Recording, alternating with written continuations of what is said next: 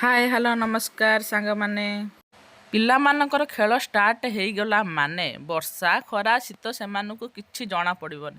ହେଲେ ମଧ୍ୟ ମା ଲୋକଙ୍କ ମନ ମାନୁଛି କି ଗାଳି କରିକି ପିଲାମାନଙ୍କୁ ତଳକୁ ଡକା ହେଲା। ତଳକୁ ଆସିଲା ବେଳକୁ ଦେଖିଲି ଏ ବାପା ବଡ଼ ବଡ଼ ଚିଙ୍ଗୁଡ଼ି ପତିଦେବ ସଫା କରୁଛନ୍ତି। ଚିଙ୍ଗୁଡ଼ି ମାନେ ତ ମୋର ପୁରା ଫେଭରେଟ୍। ଚିଙ୍ଗୁଡ଼ି ସଫା ହେଲା ପରେ ମୁଁ ମୋର ଗେଲି ଯାକୁ କହିଲି ତୁ ଭଲ ଭାବରେ ଚିଙ୍ଗୁଡ଼ିକୁ ଧୋଇଦେ। ମୋ ଅର୍ଡ଼ର ମାନି ସେ ପୁରା ଭଲ ଭାବରେ ଧୋଇଦେଲା ଚିଙ୍ଗୁଡ଼ିକୁ। ତାପରେ ପ୍ରସ୍ତୁତ କରାହବ ଆମ ଚିଙ୍ଗୁଡ଼ି ମସଲା ତରକାରୀ। ପ୍ରଥମେ ତେଲ ଟିକେ ପକେଇକି ଚିଙ୍ଗୁଡ଼ିକୁ ପକେଇକି ତାପରେ ହଳଦୀ ଗୁଣ୍ଡ ପକେଇକି ଚିଙ୍ଗୁଡ଼ିକୁ ଭଲ ଭାବରେ ରୋଷ୍ଟ କରି କଢ଼ା ହେଇଗଲା।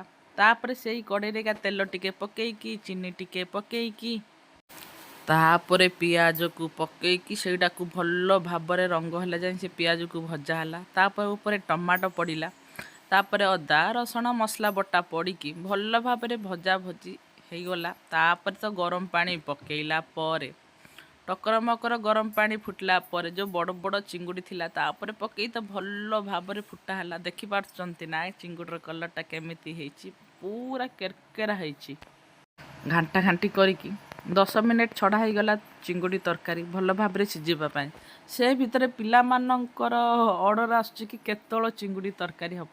5 ମିନିଟ୍ ରୁହ ହେଇଯିବ। ସେଇ 10 ମିନିଟ୍ ପରେ ଧନିଆ ପତ୍ର ଉପରେ ଟିକେ ପକେଇକି ଆମର ରେଡ଼ି ହେଇଗଲା ଚିଙ୍ଗୁଡ଼ି ମସଲା ତରକାରୀ।